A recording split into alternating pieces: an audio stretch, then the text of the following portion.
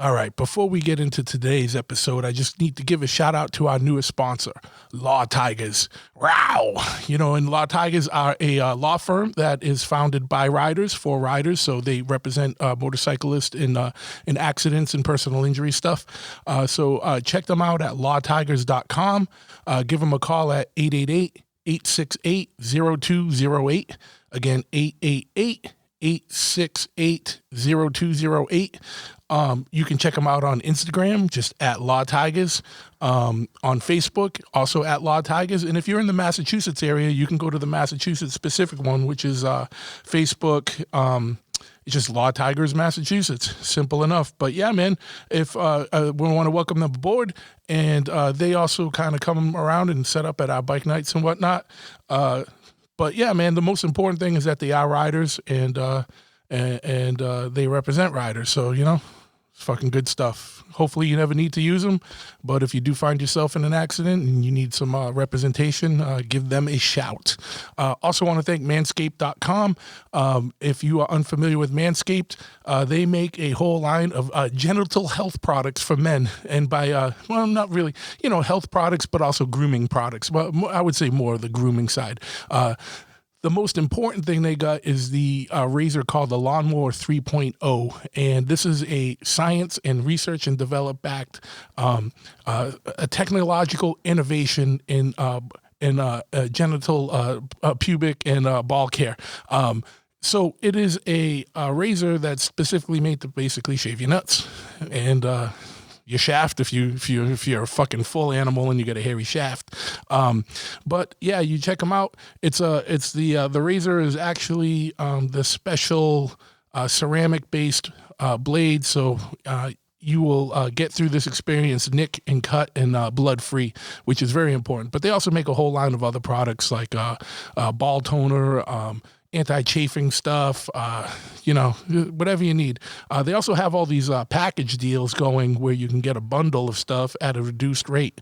But the important thing is when you go there and you check out, make sure you use the promo code BIGTRUTH at checkout. Just BIGTRUTH, and you will get 20% off your order, even on things that are already on sale or already bundled. So you get 20% off everything. And you will get free shipping. So check them out, manscaped.com, promo code BIGTRUTH at checkout for 20% off your entire order and free shipping. Amertamia is .com or at Amertamia on Instagram and all the Facebooks and all the social medias. Clothing company based out of Los Angeles, run by two of my old friends. Streetwear brand that is, definitely representative of the streets, and it's not some Johnny-come-latelys that are coming in and milking a culture. These dudes are real deal. They have a whole line of apparel, whether it's t-shirts, jackets, hoodies, socks, even like some grooming products like pomades, and they do like limited edition silk screen prints and whatnot. All cool shit. Check them out. Code, if you don't know what a murder is, that's the first thing. It's code of silence, means don't be a rat, don't tell on your friends, don't be a fucking shithead. So a lot of the stuff is geared towards gentlemanly behavior and living by a good code of ethics and all of that. So check them out, amertamia.com. And also, if you use the promo code BIGTRUTH there, you will also get 20% off your order over there. So, you know what I mean? It's a win-win. So again, amertamia.com. Check out at checkout, use the promo code BIGTRUTH. You get 20% off your order. You can also check them out on Instagram and Facebook and all that. Simply at Amertamia, which is, I know I got a Boston accent and some of you don't recognize all the letters there. So I will spell it out. OMERTAMIA.com or Amertamia at Facebook and Instagram and all that. Also, if you're in the clothing mood, check out Pitchfork Hardware, mainstay in the punk hardcore metal scenes for the last, well over the last decade and a half or 2 decades. Warren's an old friend of mine. He does clothing, but it's also a record label, and they do right now they got this back to school series where it's a limited edition 7-inch. Well, it's not just one, it's a series of 7 inches. Each record has a East Coast band on one side and a West Coast band on the other. And it's good stuff. Like one of them's like Sick of It All on one side and the Eulogy on the other. Another one's like Murphy's Law on one side, Rancid on the other. There's all kinds of them. So just check them out. They come on all these different colored, limited edition colorways. Some are sold out, some are not. You might get in quick, get in there quick. Maybe you get some rare shit. But check them out, pitchforkny.com.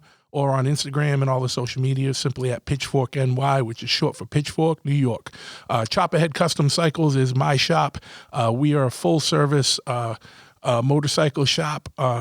We do anything. You come in, you need an oil change, we can do an oil change for you. You want a whole full custom bike built, we'll do that, and everything in between. We also have apparel and merch and stuff online, parts for sale online at chopperhead.com, which is CHOPPAHEAD. Check us out. We're 13 County Road, East Freetown, Massachusetts. We do bike nights the first Tuesday of the month. The last one is coming up October 6th. We're going to do a very special mullet contest at that. We'll have some giveaways, thanks to homies at Builtwell and other places. So, definitely make sure you come by if you're in the New England area. But yeah, you can give us a call, 508-995-6764. If you need a part and you don't see it on our website, we don't have the most advanced website, with like every single part in the world. But we can get you whatever you need. Give us a call, shoot us an email, just truth@chopperhead.com. Also, while you're looking at chopper stuff, make sure you check out Chop Cult, which is one of the biggest online resources for motorcycle riders and chopper builders that's out there worldwide. Check them out, chopcult.com. They have a online message board that's broken up by different topics, all motorcycle related. You can get very specific in there. They have an online swap meet and where you can buy, sell, trade, and barter for parts. They have information on events going on around the world. They have a newsletter. They got everything. So just check them out, chopcult.com, or on all the social media, simply at chopcult. And last but not least, if you are wanting more information on the show here, just check us out at bigtruthpodcast.com. As always, we if you dig what we're doing, please subscribe, leave a comment, leave a review. If there's anything you'd like to see changed or different on the show, I will take it under advisement. I'm not saying that I'll do it. I'm just saying any feedback is appreciated. You can email bigtruthpodcast@gmail.com for that if you get any show ideas or any feedback that you want to share.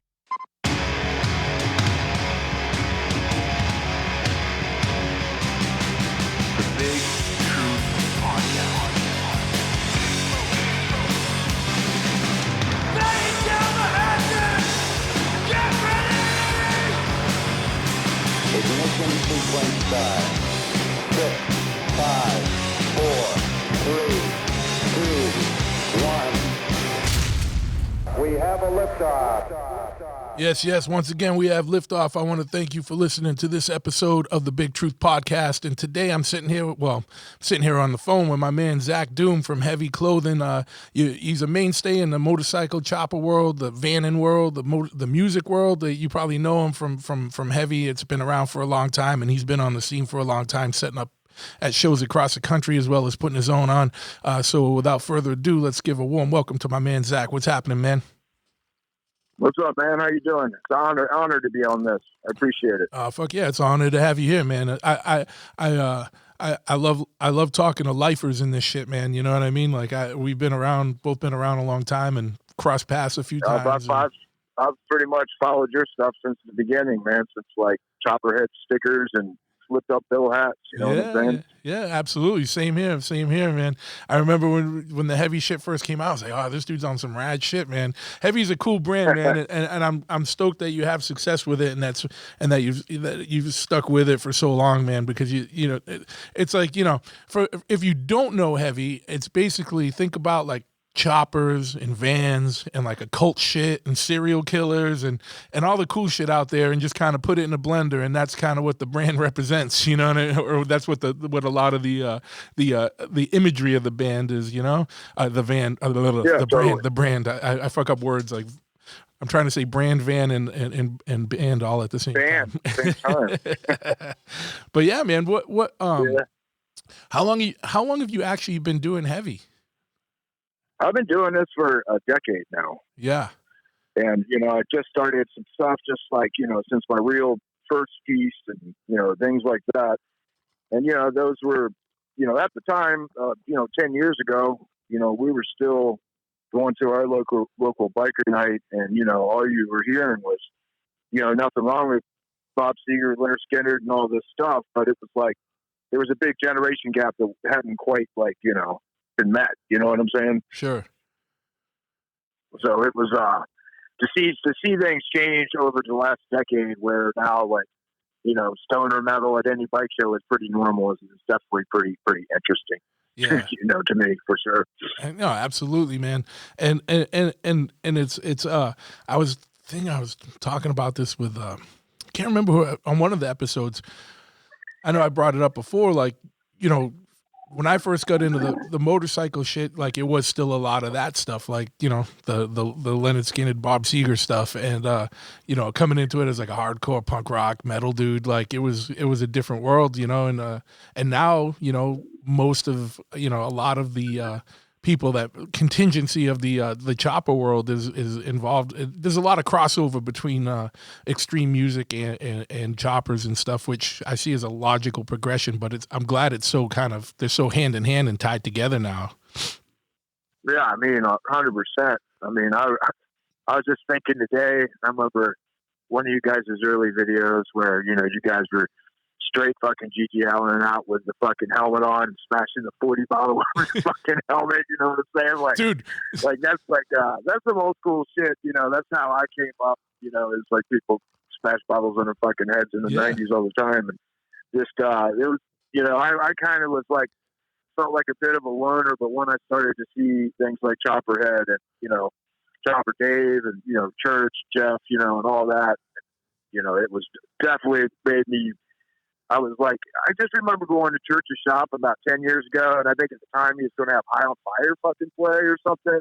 Yeah. It blew my fucking mind, dude. You know what I'm saying? I was like, this is, exactly where I need to be. And, didn't even know it, existed. So it started coming together. You know what I'm saying? Yeah, absolutely. And a little fun fact about that scene that you brought up. Oh, it's popping off over there. There they are. Fucking ambulance, too. No good.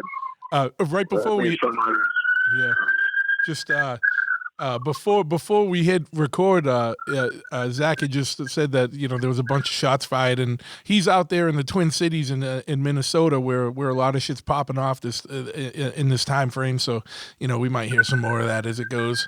But yeah, dude, just as like a quick fun fact, man, that scene you mentioned, that was on the first DVD. I remember that. That was me wearing the helmet and the dude smashing the 40 over my head, because I know you're into the stoner shit, is Rob. That was he goes by Bobby Good Times in Chicago. Yeah, that's Rob Holtz. Yeah, from Trouble Rob. From the Trouble, Solace, all kinds of bands. Yeah, he's a good friend of mine, dude. Every time I go through Chicago, I check in with him and I camp out of Bravetown, and I'm a big fan of his, as well. I mean, like I said, I met him around the same kind of about 10 years ago, and where it was like it was really, really neat meeting people like that, man. Yeah. I think that one was from one of the old smokeouts. Like that was like from 2004. We filmed that one, dude. That like with that. Oh yeah, that was awesome. We were a lot younger, man. I mean, we saw that, and and I remember also to get into the early history of it, but I grew up on the East Coast and stuff, and just hear people talk about the snow years of Iron Horse and all of that. That was very, very inspirational, stuff coming out for sure. Yeah, absolutely. And Dave got into that a lot on the podcast I did with him because a lot of that, a lot of the old Iron Horse guys ended up on the message boards, like especially the old fuck board and things like that. That when message boards was the thing on the internet. You know what I mean? Before blogs, before there was even really social media. Really, it was just like you'd find a message board or something that was on. I couldn't even get on the fuck board at the time, dude. You know what I'm saying? I was like, yeah. I had one friend that was on there, and he's like, I'm like, how do I go on? He's like, God, I can't tell you. Like, it was like. Yeah, I mean, I didn't even get on the message boards until probably like Jockey Journal and shit like that. Yeah. The fuck board was a closed one. It was a little bit of a process to get in that one. Yeah, for sure. It was kind of a closed board, but it was crazy, man. But it was good times. It was just a lot of foolishness and a lot of just chopper shit. But yeah, man. So, dude, for some reason, I feel like I don't know. Like I can't believe it's only been a decade with heavy. I feel like it's been around longer, but maybe if anything, maybe 2 years before, but I just looked the other day and like from my first like legit design was about 10 years ago. Yeah, maybe 10, 11 years ago. That's awesome, man. Yeah, dude. Like, and I always look forward to see when you guys got new shit, man, because it's always something fucking. There's so much crossover shit in there, but it's all like cool stuff, man. It's all good stuff. Fucking what got you? What made you want to start like what made you want to start like a clothing brand and stuff back then? I mean, I to be honest with you, I initially never ever intended, to want to have any kind of clothing brand or t-shirt company or anything like that. I mean, it made more sense as time went on because, I mean, when I was a kid, like 12, 13 years old, fucking t-shirt to me was like everything. You know what I'm saying? Sure, your shirt, your t-shirt, and your fucking hair. You know what I mean? Like if you had some cool ass haircut back then, you know what I'm saying? It was like, I mean, it comes back to like it's like the most earliest like ways of self-expression. You know what I'm saying? And how I expressed myself, as a fucking young kid, it was like, it was fucking shirts, and it comes back around to that like initial inspiration, Yeah. And but for the most part, being, coming up around my friends that were in bands and seeing friends like have success with bands, like, anywhere from Gore to Lamb of God to Buzz Oven to, I Hate God or, whatever, all those guys, I saw those dudes like take off, like, initially, like in the late 80s, early 90s. And, like my friends like in Lamb of God and watch them like go from just like me if I'm on the street to like all of a sudden I was like, how in the fuck did these dudes, do this? Yeah. And it's like, and it's, I mean, I don't know, man, when you don't have like a whole lot of options, it kind of makes it easier sometimes, you know what I'm saying? Sure. But it was just being inspired by seeing my friends like do something creative and it's actually like, at the time I was kind of still too cool for anything productive and positive, if you know what I'm saying. You know what I mean? Like it all looked suspect to me if anyone was doing anything good with their lives. You know what I mean? It looked highly suspect. But as I got older, man, I realized I was like, that's the one thing that really like, I really can, I really dig how they've done this. They've taken their show on the road, and it's pretty crazy. And at the end of the day, most of the bands make their money off their t-shirts too. So you know what I'm saying? I mean, right now, man, with the way music is with records and, vinyl or hard copies don't really sell anymore. So it's like music is so streaming that merchandise and touring is the main way that's the main way everyone makes money now. So it's just like us, like when we set up at shows and you know what I mean? And exactly, man. Have shit in the corner. It's pretty wild to see. I mean, I am stoked to see that like vinyl's still coming back and people are like, putting together like real cool fucking, release packages with art and, colored this and that. I collect vinyl, so I'll always be into that, Yeah. But it's, I would say, the whole industry has definitely changed. It's kind of, kind of easier, I would say, in a way, but, I would definitely say those, it's harder probably to make a living at it, but easier to get recognized, Yeah, it's weird, and this is like in all facets. I think with social media, and the way things are just so accessible. I don't know. Like I feel like 10 years ago, whether it was like bands or like brands like heavy and stuff, there was just way less stuff out there, so you could move more, and um and Oh, for sure. and now there's just like, there's too many chiefs, not enough Indians. I think, you know what I mean. It's crazy. It's just like everybody's doing something, and it's cool. Like, 100%, man.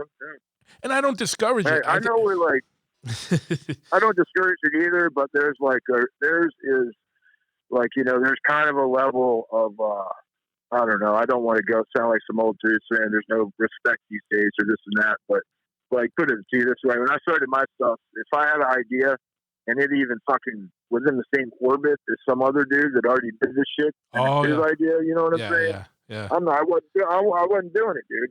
I'm not, don't want to get, I didn't want to get like, let alone, that's one of my morals or principles or whatever. But, it's like at the same time, people are just going for it these days. And, there's not a whole lot of, it's not as sacred as it used to be because it's easier to find now. It's not hard. Yeah. It's not like a journey to have to find this stuff. Like in the 80s, man. I mean, I grew up in a town of 2,000 people and, and it took me like 100 miles and years to find Black Flag and the Dead Kennedys and Suicidal. You know what I'm saying? Yeah. No, I know. And it was a real fucking, it's just like getting tattooed. Like my first tattoo, I think I risked my life going into the shop and I didn't get robbed. You know what I'm saying? Yeah. And like, it was just really gnarly back then. And, it's just, things are very accessible now. Yeah, for sure. And I don't think there's as much risk like associated with a lot of these things as there used to be as well. You know what I mean? So absolutely, man. Dude. I mean, you pretty much taken every episode of this podcast and summed it up, like everything I've said. like I feel like I'm talking to myself right now. I'm like, holy shit! Like, yeah. I know it's a good thing, but yeah, man. I mean, you hit on a lot of important things there. I think one, just there's three things there, man, that like are so, like, no pun intended, heavy to me. You know what I mean? Like one, you hold things more sacred when you have to work to get them. And, now everything's so accessible, but like when we found a record or a rare thing, or even like a rare part, like in the, in the 90s or early 2000s, like you were looking for a rare motorcycle part, it was way harder to find when you couldn't just type shit in online and there wasn't like as much eBay or this and that. And you had to go to swap meets and actually like physically find the thing or know somebody that knew someone that had like a fucking criminal to find it. You know what I'm saying? Absolutely. Like you really, like, the resourcefulness.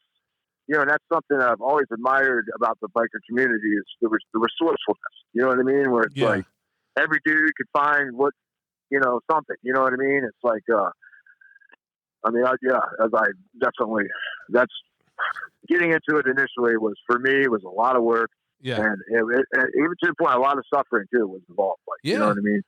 With all this stuff, whether it was like music or motorcycles or whatever, like it was all the hunt and it's like, and it was like, but when you got something, you appreciated it a lot more. Like I remember searching for, this is like a dumb thing, but remember like Ed Roth had cast a bunch of like a bird deflector, finned like bird deflector, like carburetor, like air cleaner covers. The little air crosses on them and stuff. Yeah. Well, the one I got was a fin one, but I searched for years for one of them before I finally found a real deal one. And when I got it, like, it was like fucking holding the holy grail to me. I was so excited about it. You know what I mean? And, at that point I'm still a grown man, but I was like a kid, man, like that level of excitement. But if there's something I need now and I just fucking can go on Facebook Marketplace or fucking, one of the and I'm not taking anything away from the sites or eBay and have it in 10 minutes, like, you don't appreciate it as much. And, the same thing goes way more for when I was a kid and like trading records and finding records, like you said. But that's all like, that was kind of part of like the DNA of guys that came up in the time frame and era that we came up. Like, that was part of it, the hunt of it, or the arcane secret knowledge of it. And just, you know what I mean? Like trying to hear about things, and it's like, oh shit, I got to find that. Yeah. And so, but that was awesome. I love that. I have no regrets about when I came up, you know what I mean? Because I feel like that makes things more special to us. And I'm not disrespecting anyone who came up later. Dude, what's that? I was so into it that I would literally, like, if someone else even like you know, because I was so used to like, discovering this knowledge on myself. And then like, when it became like a scene or a big thing, I was just like, like, fuck, you know what I mean? It's like watching, something you love just get passed around. You know what I'm saying? Yeah, Like, no, Jesus. I know. And another thing that I think is important is that a lot of the stuff we were into in the days of it when we got into it, there was still an element of danger to things. Like you went into a tattoo shop, and wasn't even just there was danger, but also like paying dues, man. I that was so important. Like I remember the tattoo shop, like when we were first younger and just hanging around and trying to get tattoos, especially when we were underage, you'd go in and be like, it wasn't like customer service like now, like you know what I mean, like you go to a tattoo, and I own a tattoo shop, so I get what you got to do, like it's different now. Like ours is still more pirate den than most, but it's still like we have to be a little nicer. But used to go in a tattoo shop and people, there might be an hour before someone even acknowledged you're there. You know what I mean? If they didn't know you, and then it'd be like, "What the fuck do you want?" All right, yeah, you sit down and wait. We'll get to you. You know what I mean? You'd be sitting there for like 6 hours in the room before they took you in. Yeah. And then we just stand in the walls. Yeah. My first tattoo was literally like I looked through the flash for 8 hours. Skateboarding like 5 miles there and back. Went the next day. I found it in the Yellow Pages. You know what I'm saying? Like the only tattoo shop in Richmond, Virginia. At the time, and so I end up going there. I get tattooed. Blah blah blah. I get back. I'm showing my buddy, and he goes, "Oh, nice tattoo." I'm like, "What do you mean?" I'm like, I got like this iguana lizard, dude, right? Because I was like into lizards, and then he was like, "So you got a lizard at a shop called Lizards by a guy called Lizard?"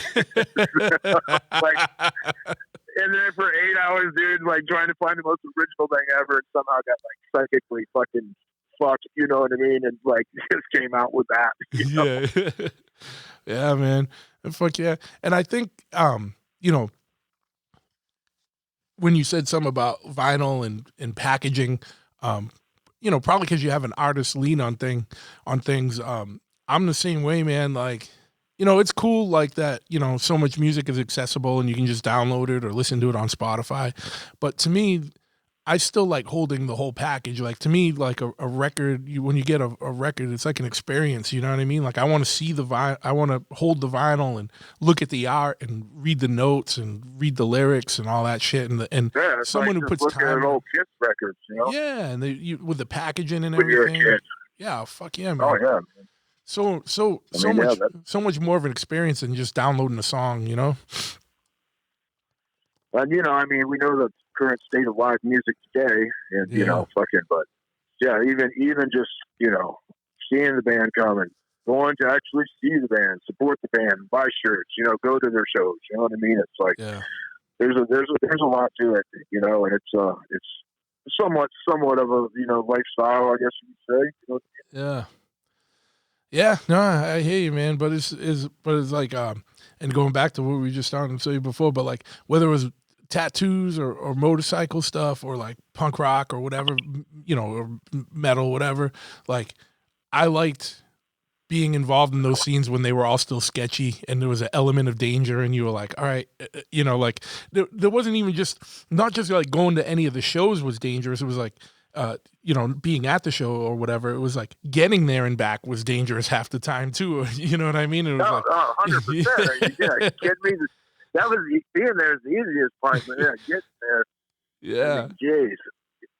Because before I learned how to ride in a pack, and stuff like that. I mean, we did some dumb shit. I was looking at just looking on Instagram the other day and how Dave posted that picture of church on his SMS 50th bike. Yep. And said that there was like an APB out for him. Like by the time they did 60 miles down the road at 120 miles an hour or whatever. Yeah. But it's still like that. And I think it's up to us older dudes to keep it sketchy and make it sketchy and, stuff like that. Yeah. I think too, another thing that you kind of touched on and didn't go fully in is like, when you were talking about like, kind of your code of ethics about things. I know for a fact that, Heavy as a brand was a kind of a trailblazer, and there's a lot of like fucking half-ass kind of I don't want to say copycats, but people that have been heavily influenced by your brand or a certain design or whatever.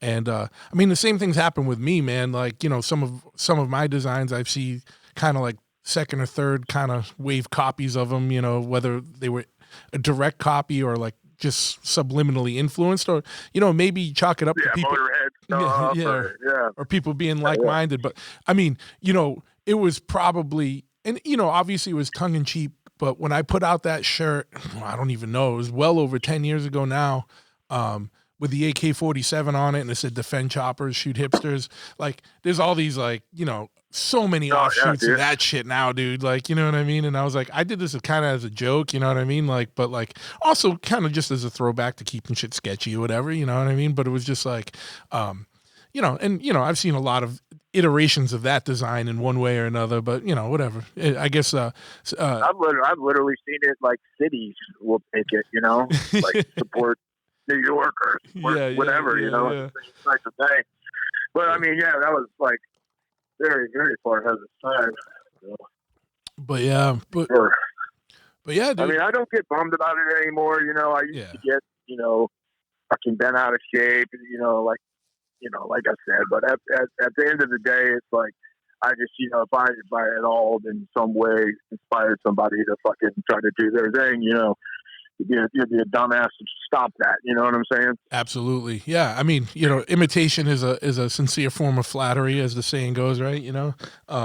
But yeah, man, no. And you know, I mean, at the end of the day, there's a bunch of like-minded people. Like, some people might just came up with something and it just happened to look similar and they didn't mean it, you know, it's just, you know, they're just on the same wavelength, man. Like, so, you know, whatever, dude, you know, it's cool.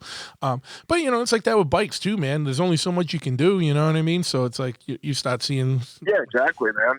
I mean, you know, that's exactly kind of, and it's all been done. You know what I'm saying? I mean, I remember, like, coming into this built bikes, you know, all of us had some serious aspirations as far as, like, doing something no one's ever done before. You know what I'm saying? But well, I feel that led to a lot of broken shit. You know what I'm saying? Bikes that wouldn't make it 50 miles down the highway.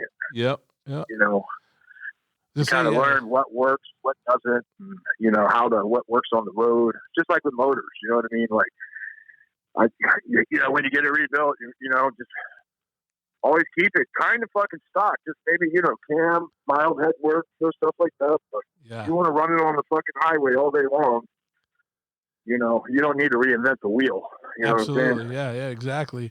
And, you know, it's like, and I feel like now at this point, the only things that ain't been done are so wacky that it would make shit like fucking unrideable. Yeah, like, it's shit that shouldn't have been done anyway. Exactly. It's like, well, why would you fucking do it? You know, that's just like other flip side of it. You know, like, because no one's ever done it. It's there's probably a reason.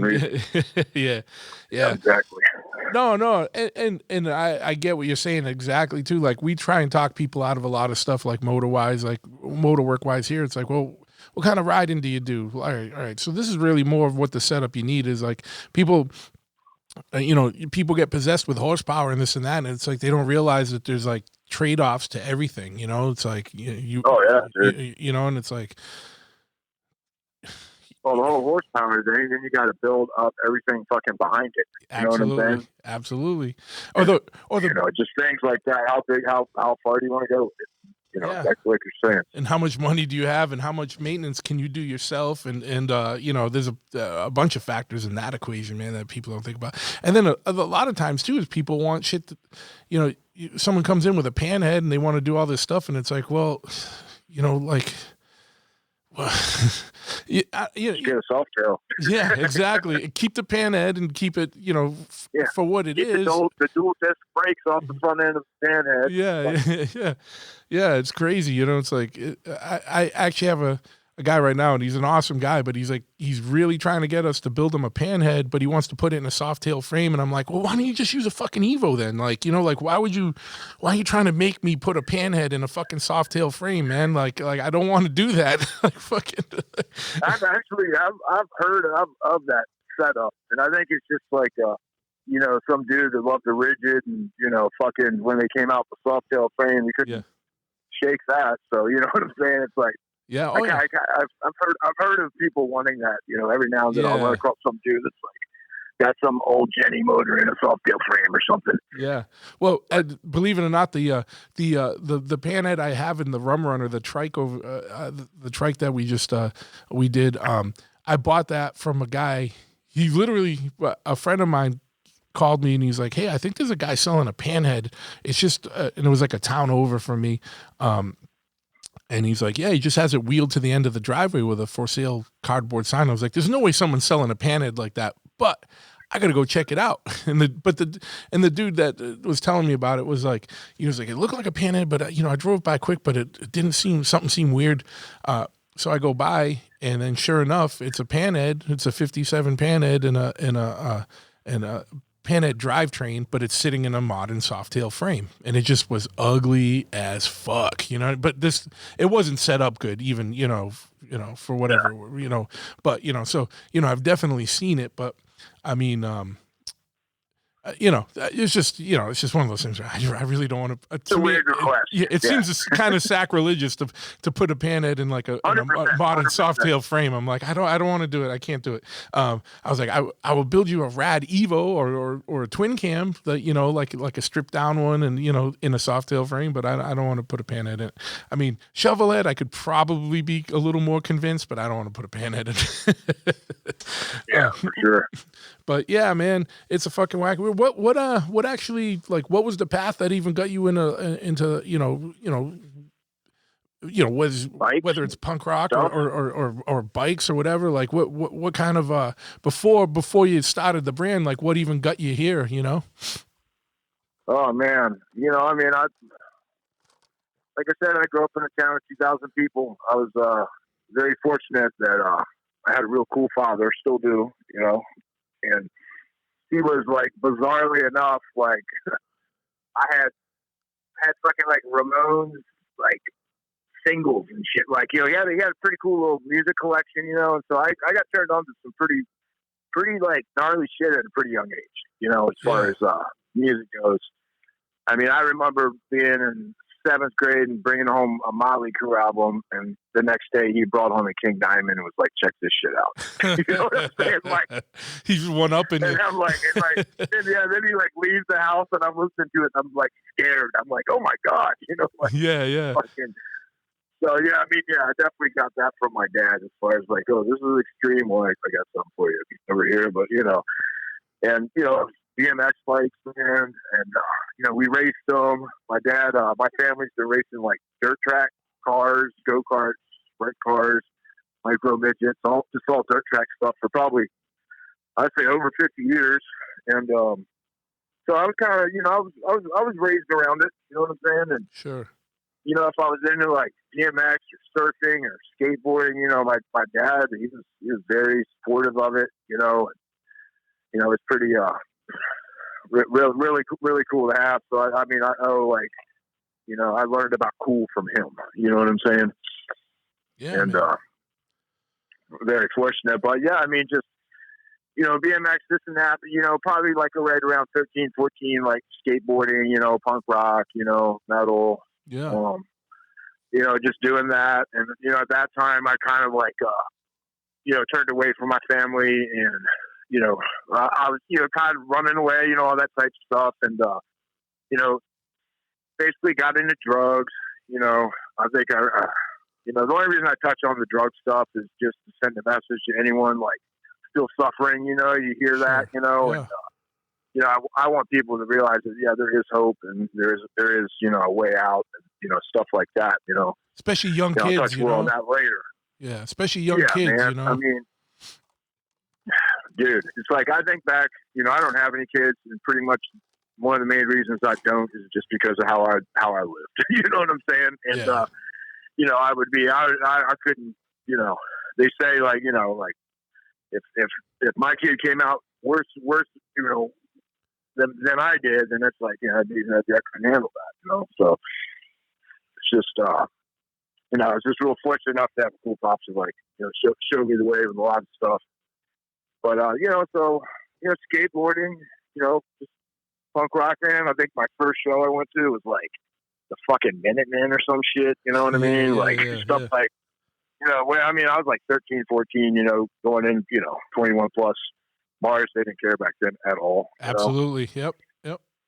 And, that was kind of my thing. I grew up on the coast, so I was, the waves were like 12 miles away. So, call the surf report in the morning, that, wasn't happening, and we'd skate. And that wasn't happening, and we'd just get high, you know what I'm saying? And that was kind of how my teenage years were. And then I got into, okay, I want to travel the country and see the country. You know what I mean? Yep. Like, I don't know. Like, at this point, I have no fucking clue what I'm searching for. If anything, I'm searching for, like, my demise, dude. You know what I mean? Because I'm getting into super gnarly shit at this time. How old are you? Like, living like a full-on criminal. Like 17, 18. Okay. Yep. And, like in big trouble back then. You know what I'm saying? And so I'm traveling. I hit all the cities, man. Mostly down south, southwest. I make it out to California by, like, 19, I hitchhiked out there my first time. San Francisco. You know what I'm saying? Just like, I don't know if you've been to San Francisco before. Yeah. I mean, in the 90s or anything, like Haight-Ashbury and that area, Upper Haight. Well, I have, but it was early 2000s the first time I went. I didn't go in the 90s. It was like 2002. It was probably still pretty crazy back then. Yeah, it was still real wacky. I mean, dude, I went to San Francisco maybe 3 years ago, and there was still it was still fucking crazy, man. I was just, some kid was walking in front of me, sits down, takes his Vans off, and starts booting up right in between his toes on the middle of the street. I was like, damn, dude, like fucking go in an alley or some shit, bro. Like, the porta potties like have locks on them, like personal locks and shit. Yeah. I was like, fucking damn, dude. I was like, just go. No shame to his game at all. Just fucking took his socks off and just started booting up. I'm like, damn. I think I even videotaped it because I was like, not to disrespect the dude. I was just in more disbelief that this dude was just like on the main street, didn't give a fuck, and no one around gave a fuck either. Like, you know what I mean? I was like, all right. Fuck no, dude. It's insane. It's like, I mean, you probably got to see some cool shit like in the 2000s, but like when I lived there in the 90s, it was fucking out of control. And the reason why it sucks now is because when they gentrified everything, they took all the artists and musicians literally out of that area, and then everyone moved like over to Oakland. You know what I'm saying? So now San Francisco is kind of like all the artists and musicians don't live in a community anymore. It's all these condos. So now you just got the citizens and the criminals, pretty much. Yeah. I mean, and that's kind of the sad thing is that happened in so many cities like New York, like the Village, like no one can afford to live there. Yeah, exactly. Or Boston, we had areas, and it was like, it's all wiped out, and it's like no one can afford to live there unless you're a millionaire, and it's fucking bananas. And like these areas used to be the gritty areas, but. Oh yeah, totally. I mean, I went down to Lower East Side, started going down there in probably like 92, 93. Yeah. Yeah, it blew my mind. But so anyway, I'm just like, I'm traveling, I'm going to city to city, I'm living, I live here for a year, live here for 6 months, live here for a couple months, stuff like that. And, I'm living on the streets, total fucking bum, on drugs and all that. And then like one day, I mean, it was on the 4th of July, and I saw two club dudes blast down the street. They're like, every car line went off. Like, it was just like, it was pretty badass. You know what I'm saying? Yeah. It was like on the 4th of July, you know what I mean? So that, everyone's being extra loud. I saw that, and I was like, I want a motorcycle. And I was like, I think I have to get my shit together a little bit to get one. So, that was like the first thing that, I saw that gave me, that I was like, I got to have one of those. You know what I'm saying? Yeah. And it was like, the first kind of like material thing that like, I was like, all right. I was like, I think I can mellow out. I think I can get a job. I think, and I'm going to get a fucking motorcycle. You know what I'm saying? That was like the main motivation, Yeah. That's fucking rad. So, I mean, you see it's retarded. I've seen the shirt. I've never said it, but you see the shirt in Japan where they kind of misinterpret it a little bit, but get it right, like a saying shirt. Yeah. It's like, it's like, Sands Chopper saved my life. You know what I mean? And Yeah. like, you know, I saw that and I was like, that's, you know, kind of true. Because it just, you know, I finally found something that like, motivated me, inspired me. I was like, I can be done being a boy, you know what I'm saying? And like a kid, and now I can get into some man shit. You know what I mean? Yeah. And, that was like real eye opening. You know what I'm saying? And, so I went back to the East Coast and, you know, that's when I started getting clean. I got my first Harley by 25 years old. So I got my rigid iron head, 74 reverse shift stuff. Yep. And it was everything a iron head chopper should be, you know. You're walking with a fucking limp the whole 9 yards. You know what I'm saying? Yeah, yep. And it was yeah, I mean, yeah, I got that. I was like, and right around when I got that, I was just getting, this is right when Jason Jesse's first Iron Horse article with the stairway. There was another article on the stairway tattoo guys in Santa Cruz. So, you know, there's like, you're seeing like the first like West Coast, like kind of our generation of dudes building choppers out there. You know what I mean? Yeah. Shit you can identify and, with. Yeah, I can totally identify with it because I was in Richmond, Virginia, and it was literally like I was hanging out with like everyone that rode a fucking Harley was at least 20 years older than I was. You know, they were at least 10 to 20 years. So, yeah, that's how it was for me too when I first got into shit. So yeah, I 100% understand. And you know, being into skateboarding and punk rock and seeing that type of stuff blow up and stuff, like you know, for the first time I saw it like where I was like, oh, this is going to be fucking fun. You know what I'm saying? I'm like, yeah. I'm like, there's some rad people involved in this and getting involved in this, and this is going to grow into something, and it's going to be, and I want to be part of it. You know what I mean? Oh yeah.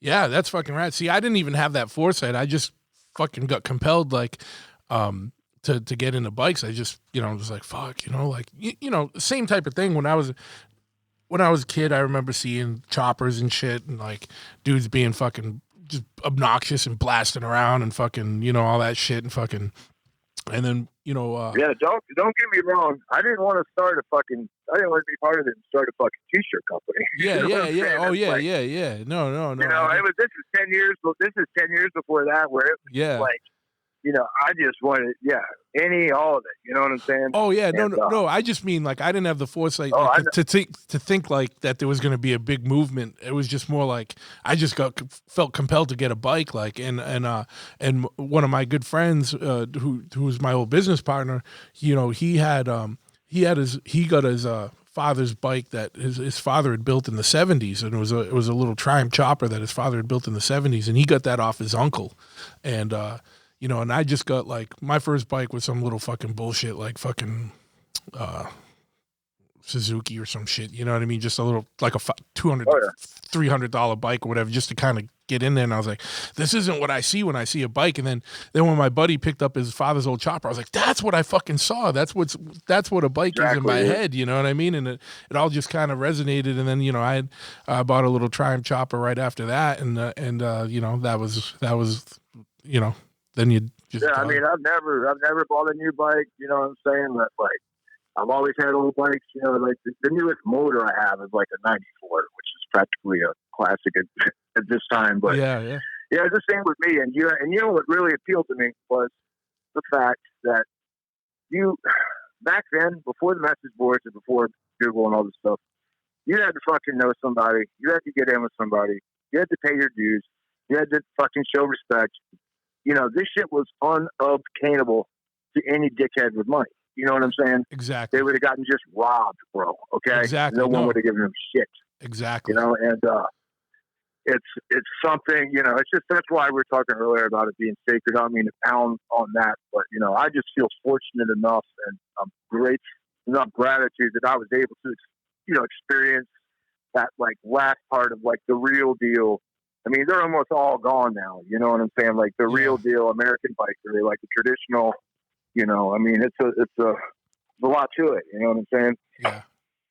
No, I 100% understand, and I'm you know, I'm not saying this from like kind of a dickhead standpoint, but if someone wants to get hurt and take it that way, then fuck them. But literally, there's some things that aren't for everybody. You know what I mean? And it's like fucking, like you have to pay dues and kind of,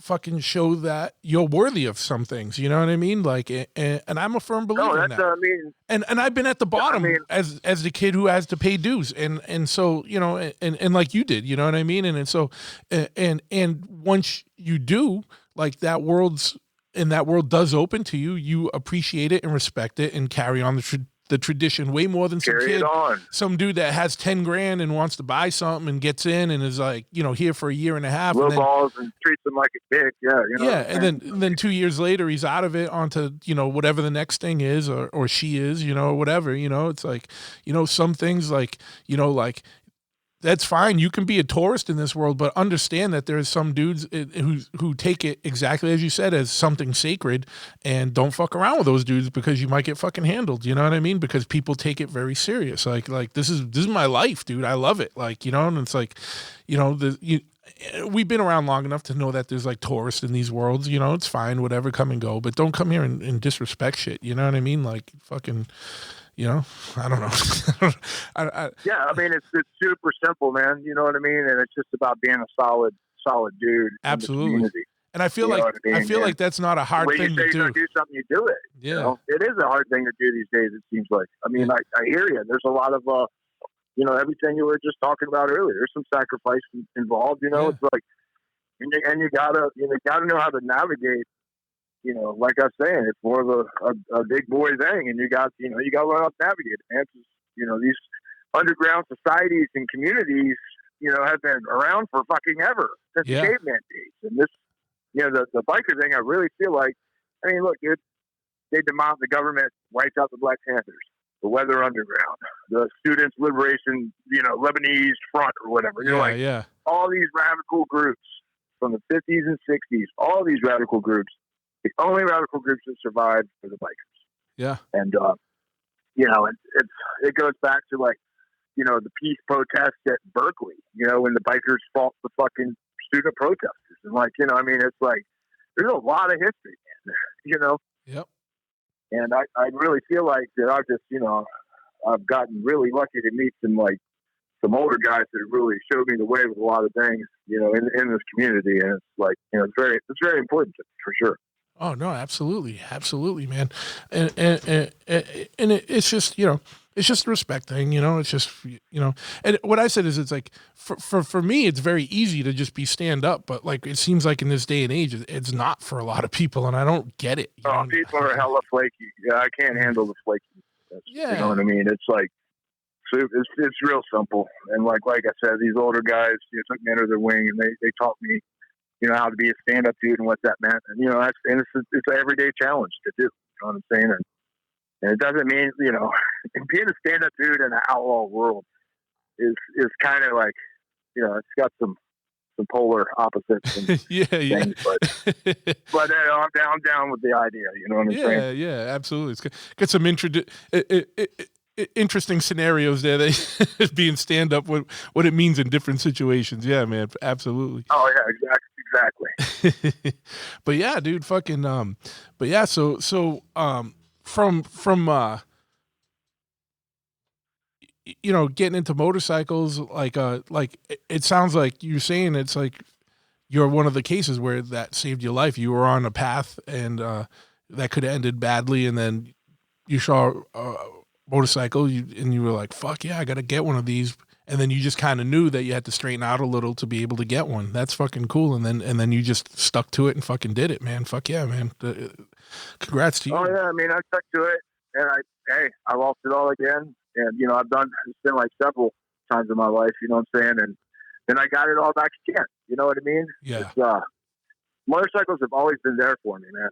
You know what I'm saying? And it's something that it's just always been there for me, and I just met a lot of good people through this for sure. Absolutely, man. And there's not a lot that is more therapeutic than a good fucking head clearing ride sometimes too. You know what I mean? And fucking, as yeah, I mean that's usually that's where it all comes together. Nothing better than cruising home. After a night at the bar or working or whatever, and quiet streets, cruising through the city. Weather's perfect. I mean, it's like you're in the here, you're in the now, you're present, you're in the moment. And, you know, I think that's like one of the main things. You know what I'm saying? Yeah. It's hard to like really break through and be in that time space, you know, headspace. Fuck yeah, man. I know you mentioned growing up in Virginia, man, and you mentioned Gore really earlier. Were you friends with those guys? Oh yeah. Yeah. Fuck yeah, Yes, man. it was. Yep. One of my Bobby Gorman's still around.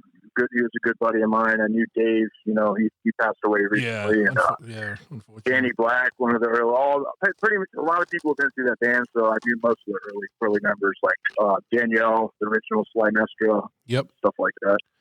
Yeah, I saw them at the Rat in Boston before they really blew up. When they were, I think, what was their first record? It was called like Hello, right, or something like that. Hello, yeah. It was during that era, Planet.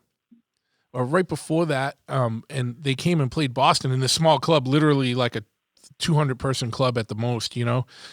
And it was one of the funnest shows because, you know, everyone just heard like the insanity, but no one had seen them because, you know, there wasn't like internet there back then, so you couldn't really just go online and see videos. And back then, it was like you did acid when you went to see them too. It's a big thing to do shrooms or acid. Yeah. You know.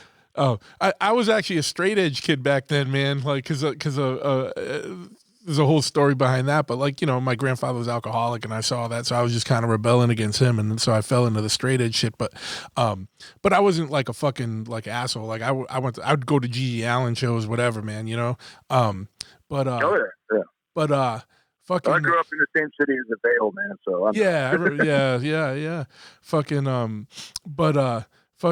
So the we go to see Gore, you know, and it's like we're in a small club, so everybody leaves just fucking covered in fake blood. Like there was no getting around it, right?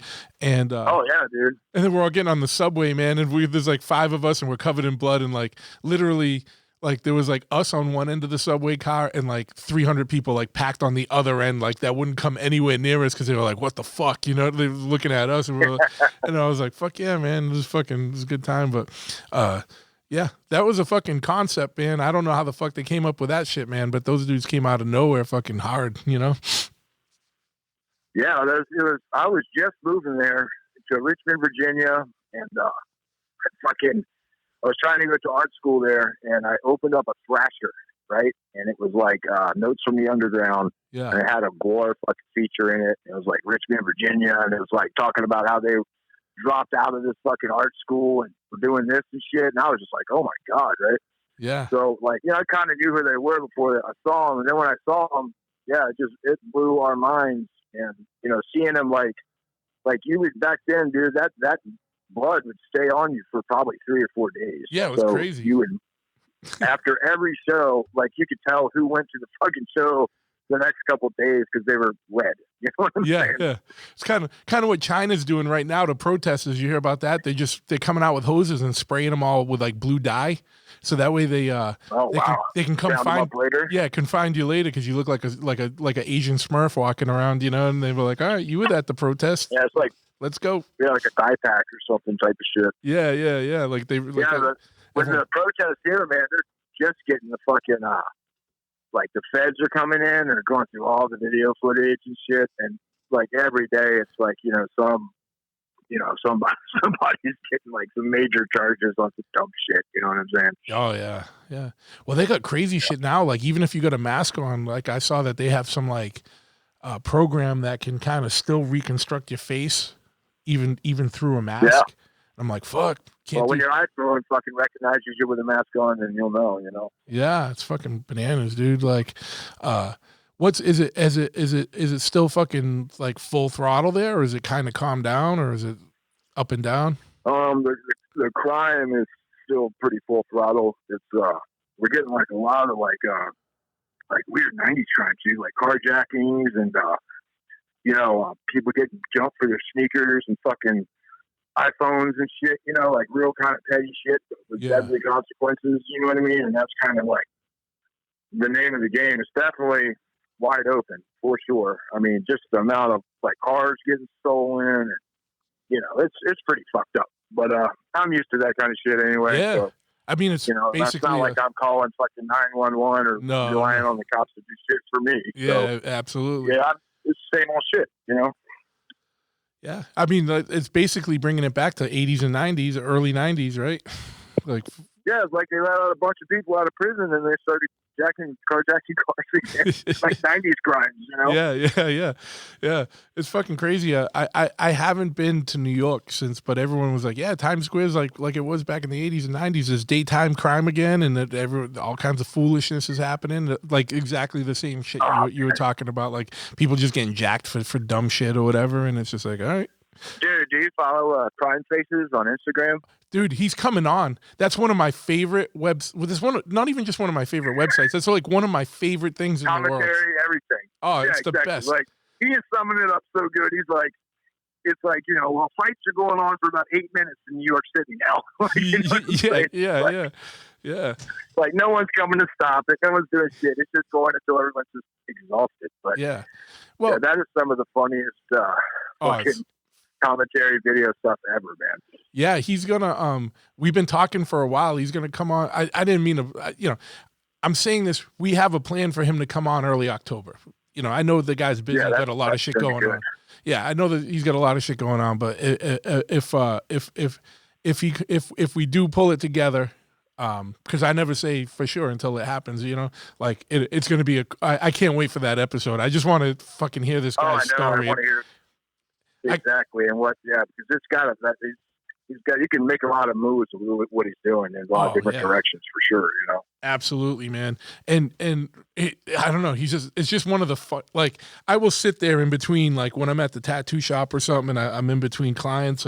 At Chop It, I'm usually busy all day, but sometimes like I do laser removal at the tattoo shop, and you know sometimes I got like 15 minutes or something in between clients, and I'll put that on, dude, and just fucking such stress relief, dude. I laugh my ass off. That's seriously one of the funniest things I've ever seen. Like, and you know how it is too. There's always that one, like, you know, like, all right, so this one's funny, and then there's one that just comes out and is a fucking banger, dude, just because people are fucking bananas, dude. And then like his commentary is just fucking like, here perfect. comes the super. Like, you know, he must be East Coast dude for sure. Oh yeah, he's a New York guy.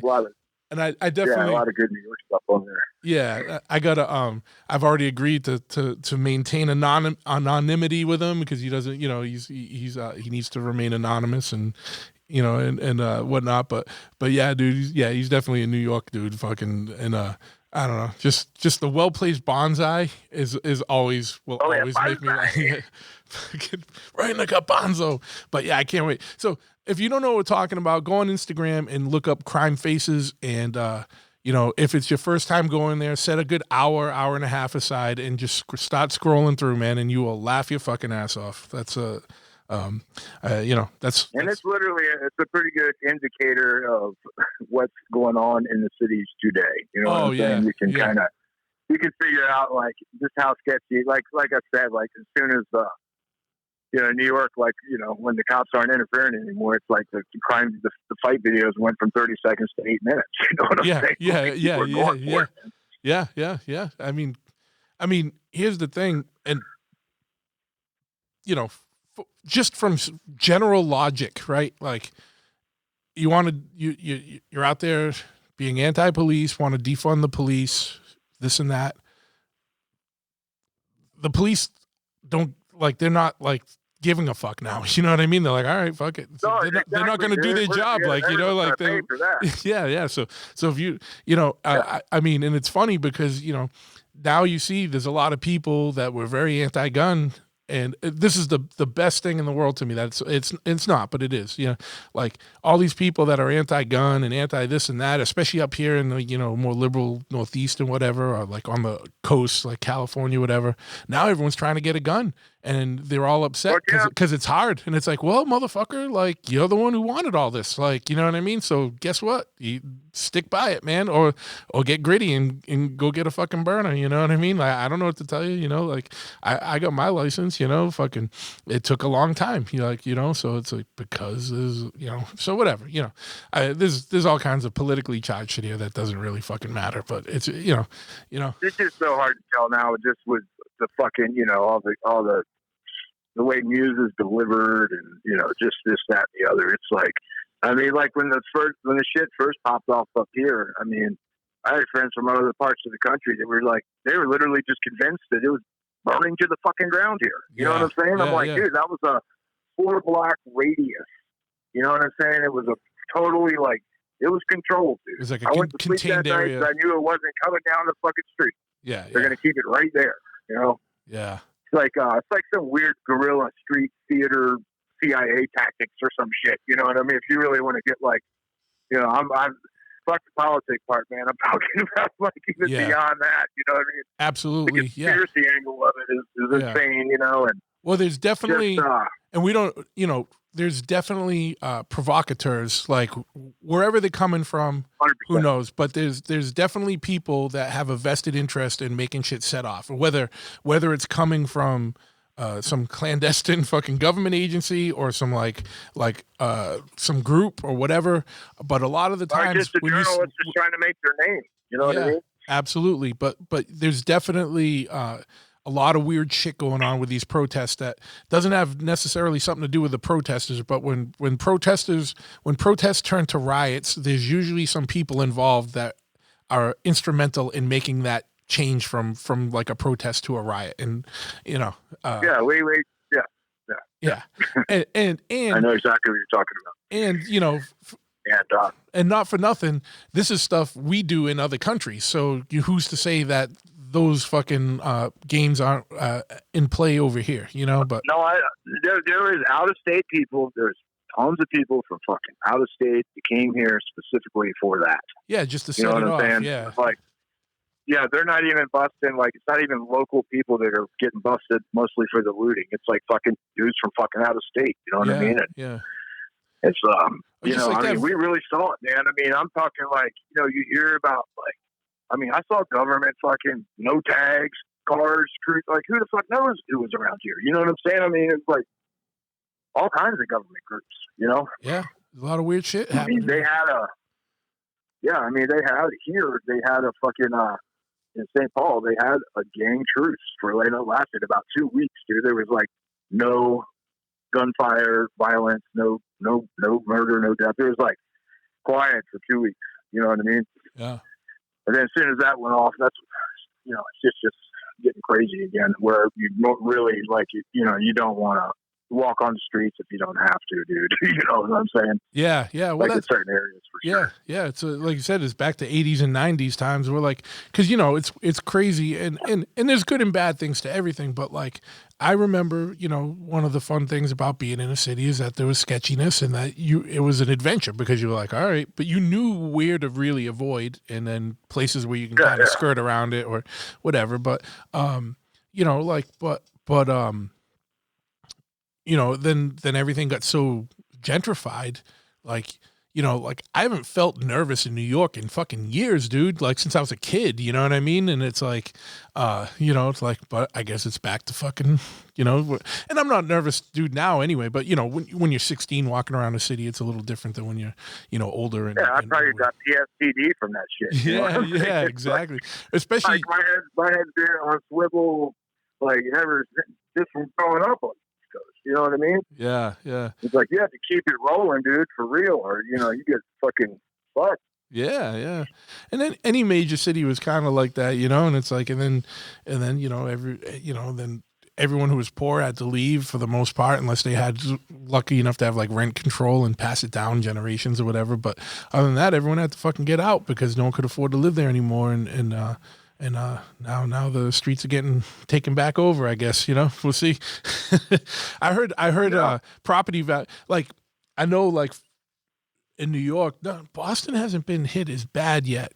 But I know like New York, like, I've heard like some people were saying like, they saw like apartments for sale in Manhattan, mad cheap, like $300,000-400,000. Well, dude, people are moving to fucking LA and renting out their shit in New York now.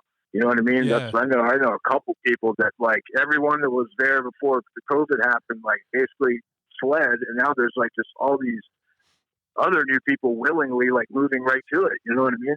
Yeah, and like I don't think New York City would be the place to move to right now.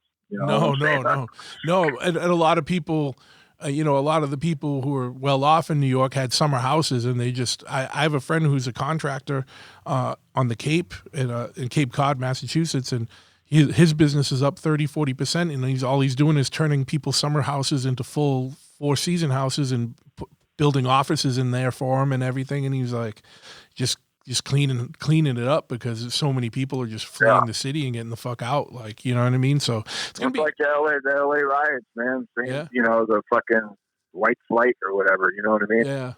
But yeah, I mean, in LA right now, like, you know, there's a big exodus, people moving to fucking Arizona lots of or people are getting New out of there, Mexico man. and Texas and shit. and it's not even just like, you know, it's like, you know, I know California's, you know, pretty fucking stringent on, you know, having shit shut down now. And people who have businesses, like, what are you going to do? You're going to sit there forever and try and hope someday the governor lets you open your business fucking back up? Like, you know, I understand why people would get the fuck out of there too. You know? That's just ridiculous. But I could see, like, you know, why Los Angeles, New York. I mean, when you take all the art and the music out of the situation, you know, it's like, because you're living in those areas for the culture, absolutely, the experience and shit. And once that shit's gone, then there's really no reason to be there. No, you know you're I mean? stacked up like fucking rats, fucking 1,000 people in your apartment building, you know, like I don't want to be involved. I want to see the least amount of people as possible. Now, this is from my perspective of being a little bit older. You know, when I was younger, I always loved living in the cities, you know what I mean? But now I like being an hour out, and I can go in, go to a show or something and come home. I mean, when there is shows and all that. Come home. I'm like 40 miles outside of Boston now, like where before I used to live in Dorchester, Southie and whatever. But, you know, I love being outside of the city now. Like, I don't have to drive around for 40 minutes trying to find a parking spot when I come home and shit. Like, I can just pull in my driveway and be fine. Oh, yeah. And I'm not even in a suburb. I'm in like a fucking rural, like, it looks like I live in Maine, basically. Like, I live in the woods. Like, fucking, it's fucking rad. And that's where the shop is now too. Like, so what's cool is like, before we had to test ride bikes, if we hooked a left out of, went to the end of the street and hook a left, like, we're in the projects and shit, which is fine, whatever. It just sucks test riding bikes in a very congested area, customer bike. But now, I hook a left and I'm on, in 5 minutes, I'm on roads like pine tree roads, like fucking hugging lakes and shit. You know what I mean? It's fucking beautiful, Yeah, this the Twin Cities is pretty cool. They really mixed architecture like with nature and shit. So yeah, it's really interesting. It's right on Mississippi River, so it's like it's got like its little pockets of inner city, and then our neighborhood, we're right in like the corner of this one neighborhood, and it's got good spots. Fuck yeah. But man. I mean, I hear you. I've been living in the city like for at least 20 years, and yeah, I grew up in the country though, so it's I just can't see going back there anytime soon. Oh, I hear you, man. I mean, you got to kind of be close to the action, but like I'm saying is like I'm a 40 miles out is comfortable for me. I'm like, I hear you. I can still get there and back. I can get there in under an hour if I need to. And then allow traffic permitting. But now there's beautiful thing about COVID, man, is that the traffic even now with some things being back open and stuff, still so many people are working from home, and that schools being not fully open and whatnot. Like traffic is so much easier than it's ever been. Like so it's fucking, it's fucking awesome. Like when I have to go into Boston, I'm like, I just fly right in and ride right the fuck out. But yeah, man, what else is going on? I know you just had your show a couple weeks ago, and it was a big one because you had an anniversary. Tell everyone a little bit about what you do. I mean, because outside of the heavy, like the brand itself, like it's cool that you put on events and keeping shit going in that way. Talk a little bit about your show and what's going on with that. I do. I see you do one too, though. But I do like the city bike night up here, which is like first Thursday is our like traditional cities bike night. It's probably been going on for 50 fucking years or so, and the spot switched up that they had it at for like 30 years or so, and I was able to get the next best spot and start that to keep that going. So we do the bike night. We do like 5 or 6 of those a year. Yep.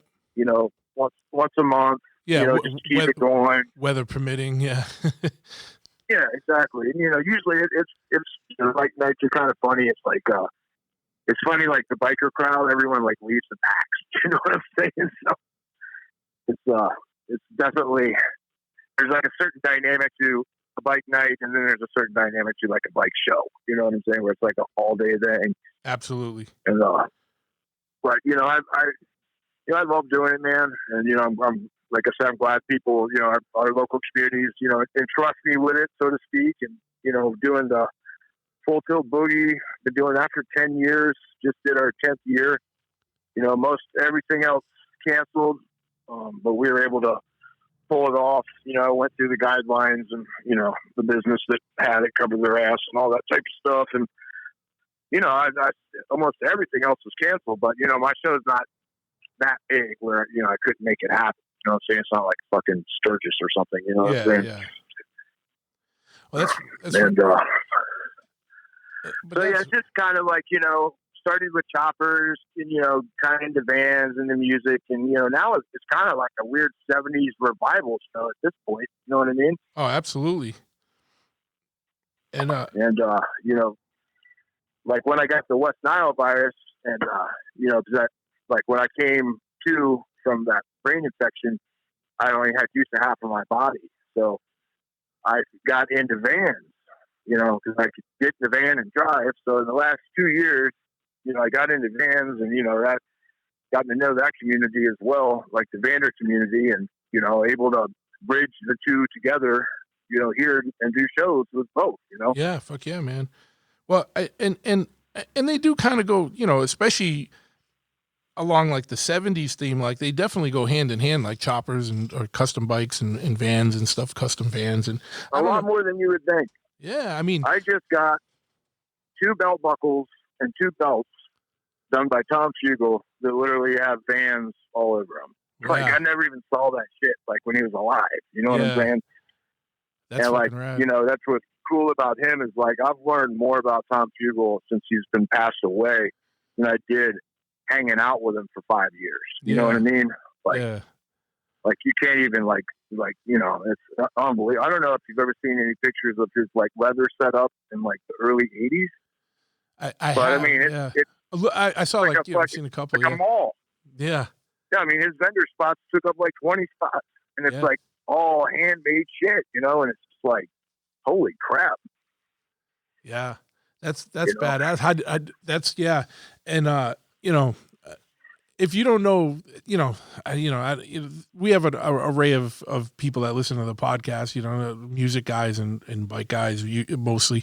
But if you do not know Tom Fugle, it would be in your best interest to Google him and or look him up, because that's like chopper and custom culture history right there, man. That guy was doing it for fucking decades and decades and decades. He's doing it before all of us were, before me and you were alive, you know what I mean? That's for sure, and fucking. Sorry, we had a little technical difficulty, but we're back. We got disconnected, but that's the problem with the phone stuff, man. It sucks. This would be way better to be able to do in person, but given the state of the world and shit right now, it's just hard to travel and fucking whatnot. But what I was just saying is that it would be good if people aren't familiar with Tom Fugle, he's definitely a person you should be familiar with if you're into any kind of custom shit, man, because he's been doing this shit for decades, like before I was alive, before you were probably alive, and you're just a OG in this shit, man, like and an innovator. And I was bummed because we were in Born Free 8, I believe, and he was supposed to be in that, and that's when he started to get progressively more and more sick, so he couldn't make it out. And I was so looking forward just to kind of being able to meet him and maybe have a couple minutes to hang out and talk to him, because he's definitely someone I would have loved to have picked his brain a little bit, and just I'm sure shit that he could talk about, man, would be mind-blowing. Oh yeah, I mean all those older guys, I mean the history, like Dick Allen, so to speak. Yeah. You know what I mean? Like he was real good friends with Tom and Moose, Tiny, and all them, and hearing about how those dudes rode from California to the Midwest to hang out, Like, you know, it's basically like the Midwest going out to California. You know what I'm saying? Like these early, like routes of, you know, like, and where people went and met up and who hung out where, you know, it's like, you know, it reminds you of like just, you know, how small of a world it was. Like even when we first got into it, in a sense, you know what I mean? Even then, you know? But it's just like it's crazy. I can't even really speak on it, man. I mean, everyone's seen the photos and, you know, heard the stories, and all I have to say is keep looking and keep listening when it comes to Tom Fugle, because you know, he hasn't had the last word by any means. You know what I'm saying? Oh yeah, no, but 100% fucking real deal, dude. Fucking that put in fucking decades and decades and decades in this shit, man, and fucking history. Yeah, I think that the community was hit when he died. I think it was hurt when he died. Yeah, man. Because I mean, we had a dude who was 70 plus years old. Who was like, and I rode with the dude, you know. So I'm saying I've seen it firsthand, like running around like a 27-year-old. Yeah. Like literally up until he was not able to, and it's like just his lust for life and you know, just his level of stoke, so to speak, you know, just like unbelievable, dude. Everything he was into was to the extreme, and you know, like all of his collections, and you know, he's got like, you know, had like 4,000 vinyl records like in the 70s. You know what I mean? By one of the bigger record collections in Iowa. Yeah. You know, like shit like that. You know, where it's just like, you know, you learn more and more stuff about the guy, and you know, I miss him. I wish he was still around. You know, but man, I was very fortunate to spend the time I did with him, you know? Yeah, man. Well, you know, yeah, I mean, it's fucking tough, man. There's not much you can say about that shit. Like, unfortunately, no one fucking gets out alive, man. And you know, the fact that he was in it for so long and still into it to like right up to the end, man, is just a testimony to like how fucking, you know, what a kind of rad life. No one will ever fill that dude's shoes. No one will fill that dude's shoes. Like I said, there'll just be more discovered, more rad stuff will be discovered about him as time goes on. And that's like, you know, you talk about wanting to leave something behind that people will remember you. You know what I mean? Like, I don't know if you've ever had that kind of feeling before. Yeah. But he's doing it. He's doing it like in a whole next level shit where it's like more will be revealed. You know what I'm saying? Sure. Like, yeah. And you know what was wild. What was cool is that, you know, in the you know, the last 10 years, like it was cool that people like that he got recognized again, you know, and that a whole new generation of people, younger cats got to be able to be exposed to him through like things like Born Free or whatnot, and you know, and it was anything where people can learn about the history of our worlds, you know what I mean, is a good thing, and I think that got people, you know, really more interested in like historical shit, which was a good thing, you know what I mean? Time. And yeah, I mean, I was fortunate enough to put out a book with Minnesota Minneapolis Charter, and of all old photos.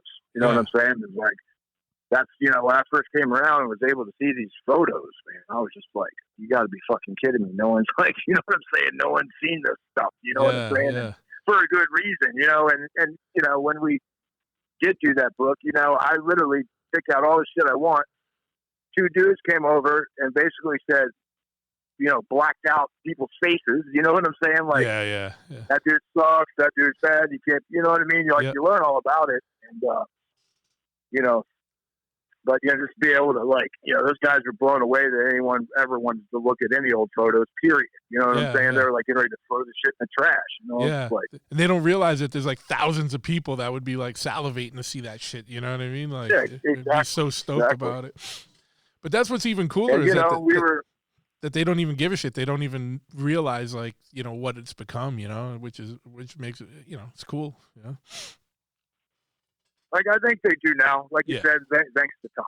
You know what I'm saying? Thanks to Tom. It's like, you know, it's like people are getting recognized. You know, it's like, I don't know. It's definitely, you know, old school cats. You know what I'm saying? Yeah.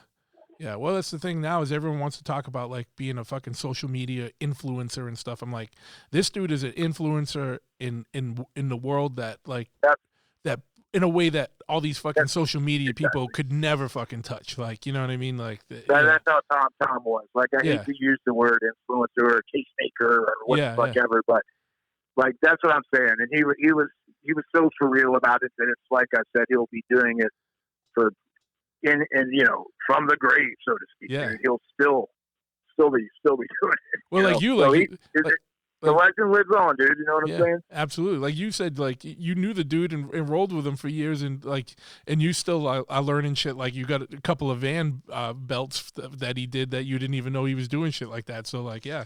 So Exactly, man. you know Yeah. what I mean? Imagine how much more shit is out there that'll be discovered and by custom culture archaeologists or some shit down the road. You know what I mean? Like people digging shit up or like, Yeah. I mean, I'm not like trying to like but that's one of the first things I thought as I was like the Smithsonian, like this is for real. Like I believe that some of his stuff should be in there. You know what yeah, I'm saying? dude. Like he should be part of American history. Like, and the lane he was in. I mean, I honestly I can see that. I can see that happening, man. It Yeah. might be 20 more years, but I can see it happening. Yeah. I mean, and especially in the 60s, like how prevalent was like the chopper and like quote unquote like outlaw culture, like that was like prevalent in mainstream culture. So it, you know what I mean? Like in the 60s and shit, like, it was all over the place. Like, you know what I mean? Like, Oh yeah, in magazines or like TV shows, little models and shit. yeah, yeah, and movies. I think Ed Rolfe was pretty fairly well known at that point Absolutely, too. yeah. And there is a place like America likes to like a tenets of American stuff is like the do it yourself, like I don't know, like Yeah. like custom culture, like especially from that time frame, does deserve some kind of museum footage. Like it is an American art form, and it's a legitimate DIY historical. Yes, exactly. Yeah. It's a do it yourself legitimate American art form, just like the little spoon necklaces.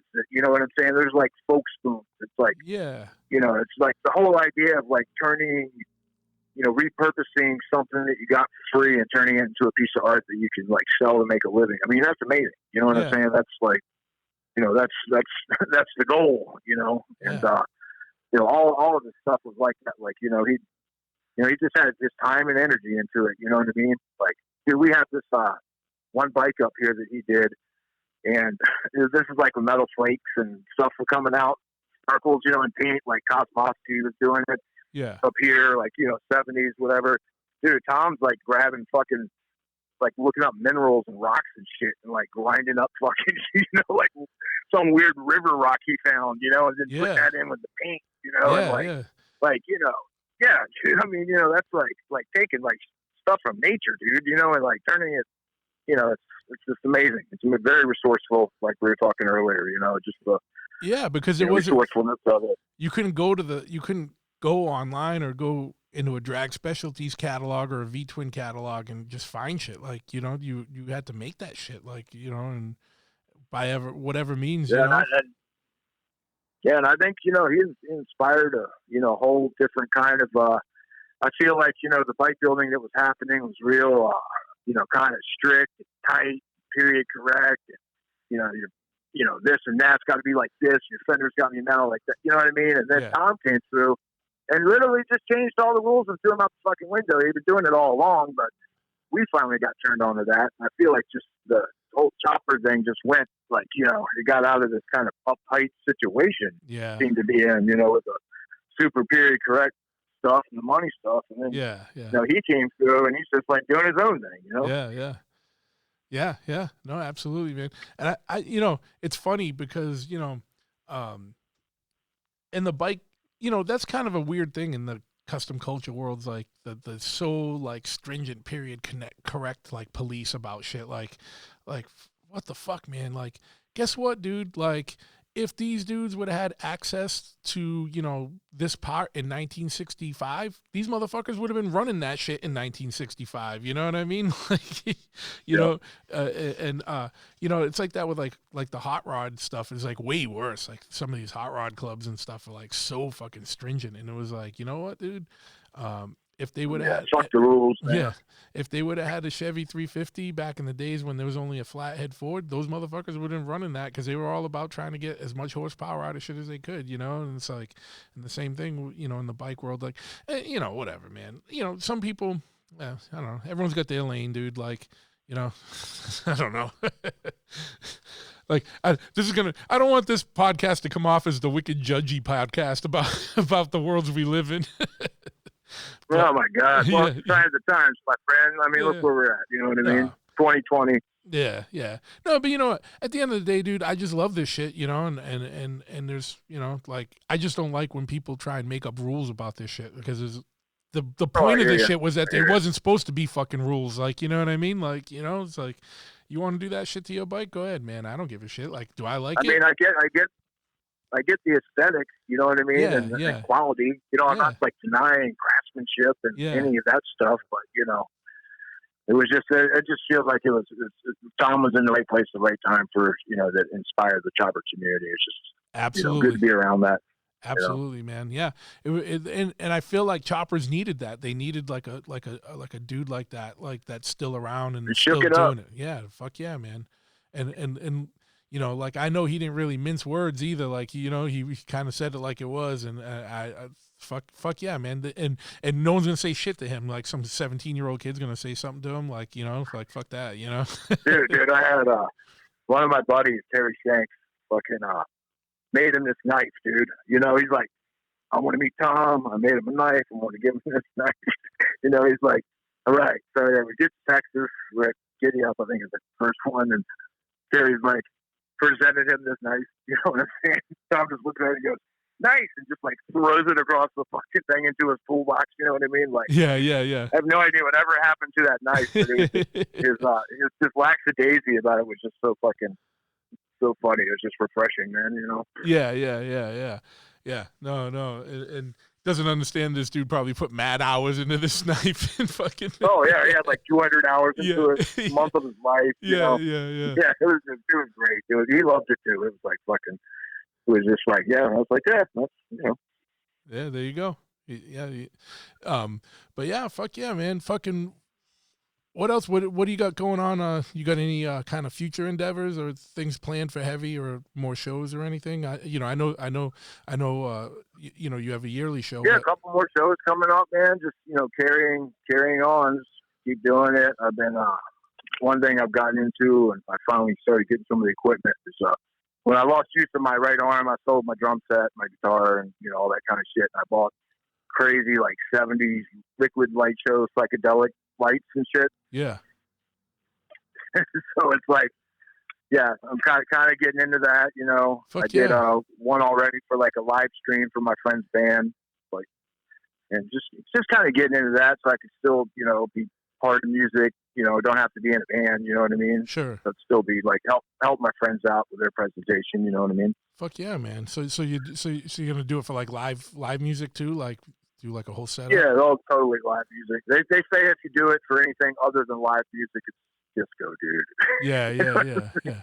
So, but I mean, I just want to be, I like being part of the music community around here, and fucking help these out with promoting things and all that kind of stuff. Fuck yeah, man. So some people might not realize that. Yeah, you got bit. You won that fucking lottery and got bit by a mosquito that had, what was it, West Nile? I did. Yeah, bro. I won the lottery that doesn't fucking pay anything. You know what I'm saying? Yeah. So you won the shitty lottery. Yeah. Yeah, it was. I just, hey man, one day 2 years ago in August, woke up one day in the hospital. I had been in a coma for a month. Woke up, couldn't move my right arm or my right leg. All I could move was my left arm a little bit, right leg a little bit. Feeding tube. I had fucking my throat cut open and what's that, the ventilator machine or whatever, like a tracheotomy assisted breathing. Yeah dude. I mean, so they cut like they cut like around my tattoos and shit, so like they healed up. Like they were really, really cool people because they could have fucked me up. They were like respectful of the tattoos and everything. That's cool. And so yeah, I woke up, dude, and couldn't breathe on my own, couldn't eat, didn't eat for 2 months, all liquid, couldn't drink, didn't have a drink of water for over a month, and came up and they're like, West Nile Virus, mosquito bit you, and I'm like in disbelief, dude. I'm just like, but I was so jacked up that I was like, keep your shit together, fucking, yeah, this is weird, don't freak out, you know what I mean? Like I was able to keep my shit together, and so about 2 months in the hospital, get out in a wheelchair, had to go to assisted living fucking place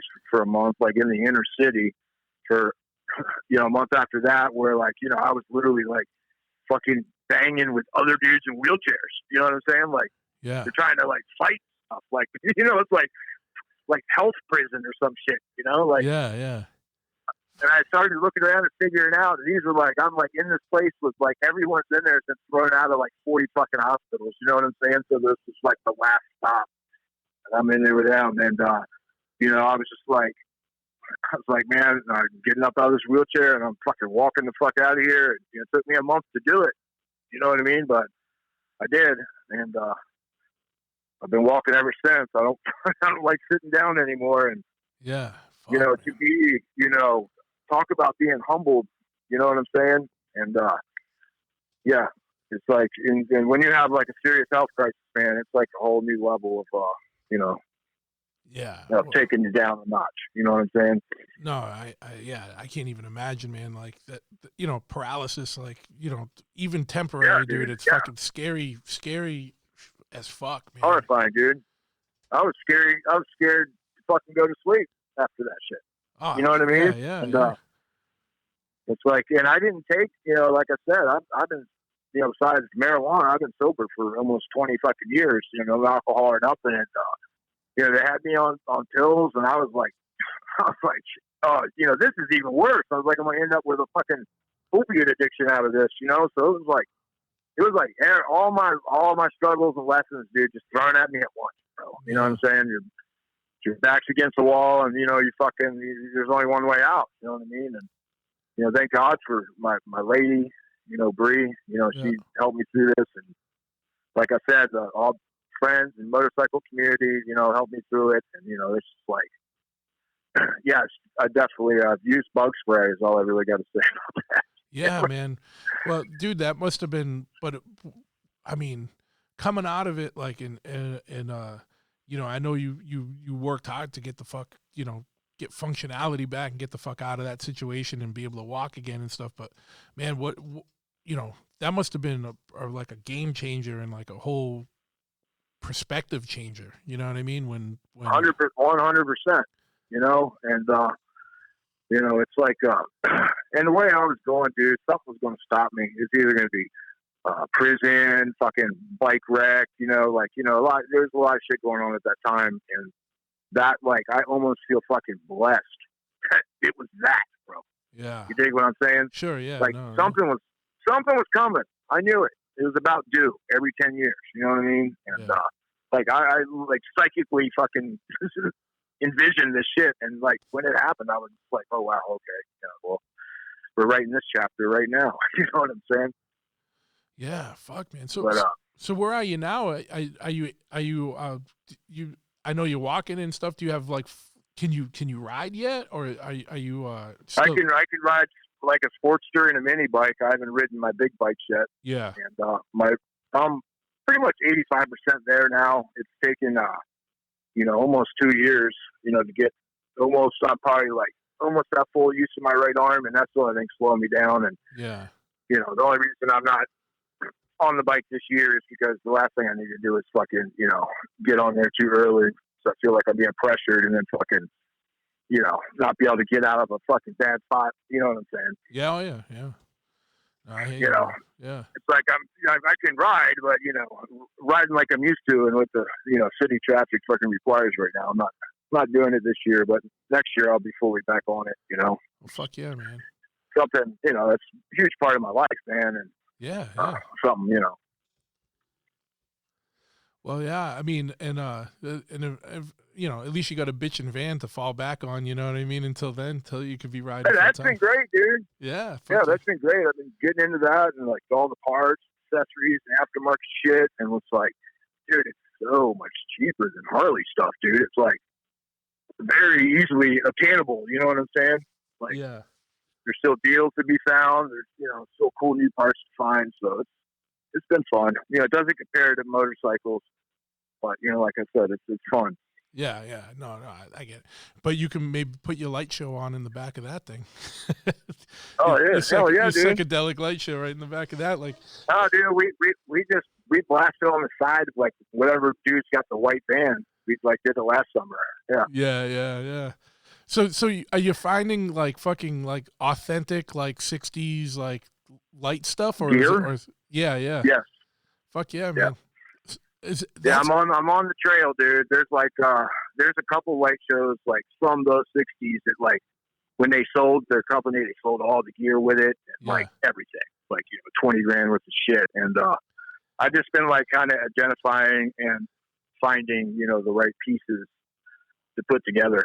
But there was like in New York, I think it was the Joshua Light Show. That was like the East Coast Fillmore East fucking light guys. You know what I mean? And they did it totally like with a New York art fucking sensibility. You know what I'm saying? Compared to like the California fucking dreamer dudes that are just blasting visuals and like it's interesting, to see it in different regions even.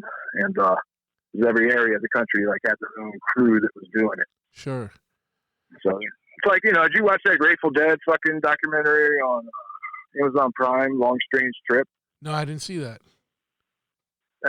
I know you probably don't listen to Grateful Dead, but you've got to see this shit because it's like just the whole gig is like we are talking about American fucking stuff earlier. Like this is like a whole other deal. Just how they're specifically their road crew. Yeah, the dudes that carried all their amps show to show, like those guys. Just look into those dudes. I know. I know. Like their sound guy was like the mad scientist. Like Augustus Howley III. Yeah. He was the dude that like made most of the acid for the country. Yeah, made it all for the country. Financed the Grateful Dead, bought all their gear, created the first actual concert sound experience, like with specific speakers and PAs. Was it the Wall of Sound or something? The Wall like of Sound. Yeah. It's all funded by LSD. On top of that, and dude, that's amazing. Yeah, fuck yeah, man. I'll check that out. Like I said, I'm not a big Grateful Dead guy, but like, I'm actually a sucker for good stories that are like things around the band, like you said, like the production stuff. That's where I'm at too. And exactly. And I know that they had like a big fucking serious production. So yeah, I definitely would check that out. Big family. What's it? It's on about 100 people on the payroll. Yeah, Amazon Prime. It's called Long Strange Trip. Yeah, I'll check that out. It's like 5 episodes. Yeah, that's cool. So it's good stuff. Yeah, man. Fucking there's I find as much as Amazon's a weird thing, right? Like as someone who owns a motorcycle shop, like Amazon's kind of like bane of my existence. But Amazon Prime, like the video shit, like they got like a ton of rad shit on there, man. Like literally. No, like, for sure. They got so much. I was listening to your Chopper Dave podcast, and you guys were talking about that. It's like, I'm watching all the same shit for sure, man. Yeah, they're like the degenerate Netflix. Like you get on there and there's all kinds of just weird shit, like all the old biker movies and like every crazy B movie ever fucking made, every independent film with a $5,000 budget on there. You know what I'm saying? Yeah, it's fucking crazy, man. They got a ton of rad shit on there, and yeah, man. So I don't know. It's like I support that, but I try not to buy shit on Amazon. Whenever I can avoid it, but I'll definitely. Yeah, we've been doing that up here. You got to make people aware. If you're running a local fucking bike shop, you know what I'm saying? Yeah. Support the local bike shop. Don't buy your parts online. That does nothing but makes that local bike shop go away. You know what I'm saying? Yeah, and on top of that, like a lot of the stuff that people are getting and they bring it in, it's fucking garbage. And it's like, dude, I could have got you a way better version for like $10 more. Like, why didn't you just come here first and like run it by me? But it is what it is. I mean, I'm not. my frustrations with Amazon is more pre-COVID, you know what I mean? Because I get, like, during the COVID, people weren't going out, and a lot of people were just buying everything online, and Yeah. you know, food and whatever. And so, you know, it is what it is. But you know, coming out of this, man, you know, and wherever you are in the country, there's a local shop somewhere near you that, you know, is going to give you way better service, is going to point you in the right direction to more quality options for parts, and you know what I mean? Sometimes you think you're getting a deal when you buy something, you know, on one of these big whatever you call them, big fucking Well, not only distribution that, man, networks. But sometimes you get shit that's just bullshit, like fucking cheap knockoffs and shit. Like, you know, it's crazy.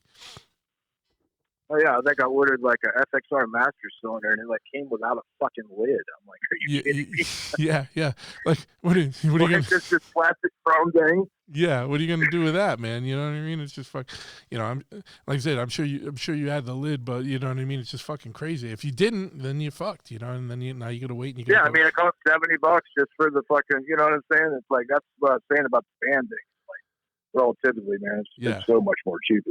It's fucking crazy. Well, car shit, man, just like whether it's like hot rod or muscle car, you know, I mean, it depends what it is, but by and large, like, you know what I mean? Like, you can get like a built and blueprinted like Chevy 350 motor, you know, for the same price as like, you know, like a stock Harley Evo. A rebuild on the fucking motor. Yeah. Yeah, you know what I mean? It's fucking crazy. And it's like you can pick up the Harley motor and walk around with it. Like, you know, you get so much more material in a car fucking engine, you know what I mean? That yeah, it's great. Like, I bought a master cylinder for the Chevy van. It's like fucking huge. It weighs like 30 pounds and costs half as much as the little tiny plastic FXR shelf thing I got, yeah, you know? yeah, it's fucking crazy. Yeah. But it's just like, how does this balance out?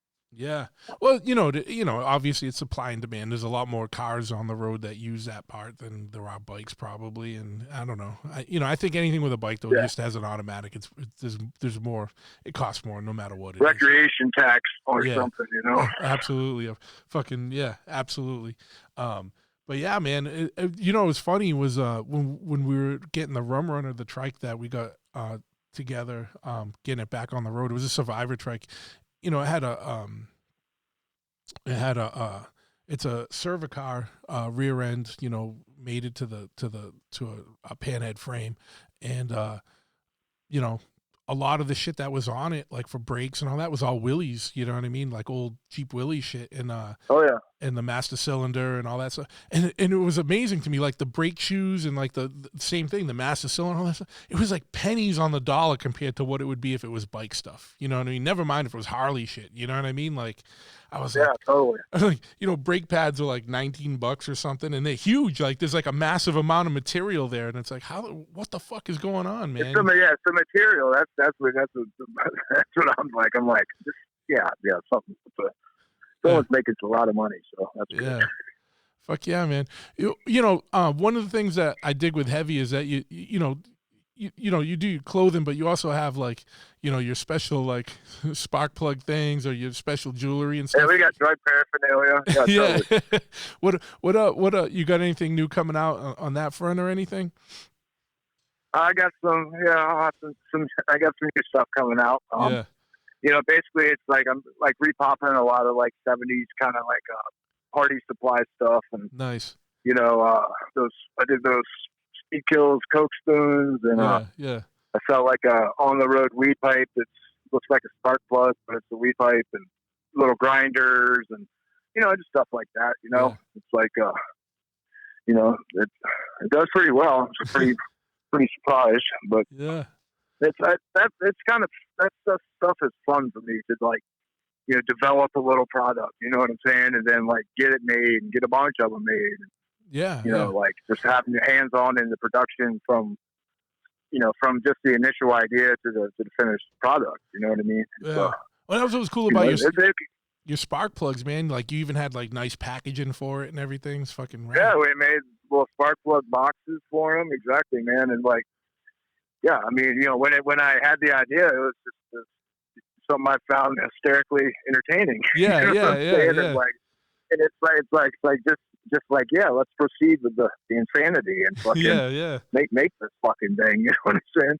I know. That's why I'm glad I'm not like independently wealthy, because I have so many dumb ideas that I think would be funny to make just because it's amusing to me, and it's like, oh man, like I'm glad I don't have the resources to do all this shit because it'd be fucking stupid, you know.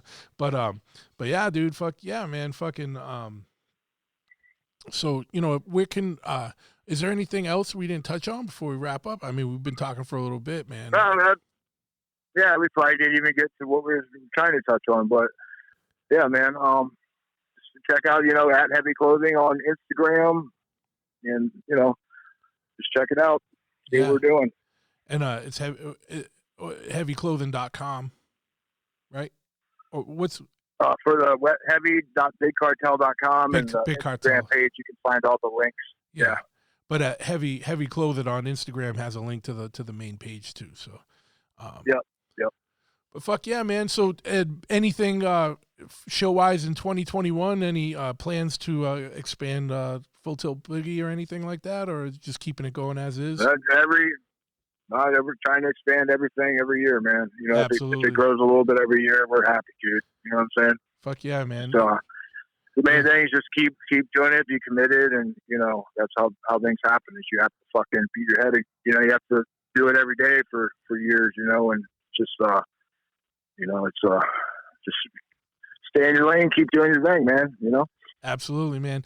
I was stoked that you were still able to do your show, and I know we had talked about doing the podcast earlier, but you were like busy getting stuff going with the show, and I know what it is. I know what it's like to fucking have to put on an event, dude, and how much fucking madness there is with that. We were so bummed this year, man. We were ready to do our show, but both of our venues like pulled out and were like not doing. They both completely shut down and weren't doing any events for the whole summer, and out here, you know, in the Northeast. Yeah, exactly, man. Out here, man, it's hard to find a venue. Like, you know, right now, it's hard to find a venue anyway to accommodate a show, but never mind fucking, you know, one during COVID times, you know. So next year, man. Was that the one that was going to be on the Battleship or whatever? That one? Yeah. Well, and the Battleship wasn't doing anything, and then the venue where we have the Battleship's the pre-party, and then the next day is like the main show. But next year, I definitely want to try and make it out to yours, and you're always vice versa, man. Yeah, and you're always more than welcome to come out to ours, dude. Love to have you come set up. I think there's a lot of people that rock your shit out here, man. I think you would do well, you know, if you come out and you know, bring your van. Yeah, man. If you ever pass it through, man, fucking hit me up. No, absolutely. I don't find my way up that far north that often, but I will make a special trip. Iowa too. We're close. Oh, are you close to Iowa? Oh yeah, we're not that far. Yeah. Probably like 300 miles from Jeff. You know, I mean, Midwest. That's not too far. I know. I gotta fucking do it because I've been me and Jeff have been talking about. I was gonna go out there. I've been trying to go out that way for years, and when all this bullshit's done, dude, I think I got to plan a massive trip where I just fucking go around the country because I haven't. I feel so cooped up, man. Like not having done any shows or done much traveling this year at all. Like, you know, it's fucking. I hear you, dude. Bananas, dude. For sure. Like, but yeah, man. So check them out at Heavy Clothing or heavy.bigcartel.com and fucking and support, man. Dude's been into this shit for a long time. Has paid a lot of dues and is fucking, you know, fucking survived West Nile virus, fucking and is still fucking. Fucking keeping on, man. So what's your fucking excuse? Fucking step up, man. But you know, not you. I'm talking to the general listener here. That's I know. I don't think you're talking to me. Yeah. That's, you know, if you know, motherfuckers got plans. Do shit, man. Like fucking, you know, fucking nothing's guaranteed. Yeah, nothing's guaranteed in life. So you got to fucking make your own way and make shit fucking happen. But yeah, dude, fucking, this was a good time, man. We're gonna do one. I'm gonna be doing a fucking road trip. I'm gonna bring my van and I'm gonna bring this fucking equipment and I'm gonna go around and we're gonna do all these fucking. Everyone I did on the phone, I'm going and we're gonna fucking do shit face to face and have like it's you know, this is an easy conversation because we're so like minded in a lot of ways, but it's still like a weird disconnection doing shit on the phone. You know what I mean? Like I think we would have like a fucking. I'd love. Oh, go ahead. Sorry. Do this again in person, man, for sure. Let's do it again in person. And then we'll actually touch on the things that we want to touch on. Yeah, but, I appreciate you, buddy. For Yeah, sure. you too, man. And keep up. And I'm gonna, stoked to have you on, man. And I'm glad you're doing well. And I'm glad you're keeping, keeping on the path of recovery. And so I'll be real stoked to ride alongside you one day when you're back up on your bike, man. And we can go go tear it up a little bit, man. Fuck yeah. Fuck yeah, man. But keep on, and everyone out there, go check out Heavy and and support some real shit, man.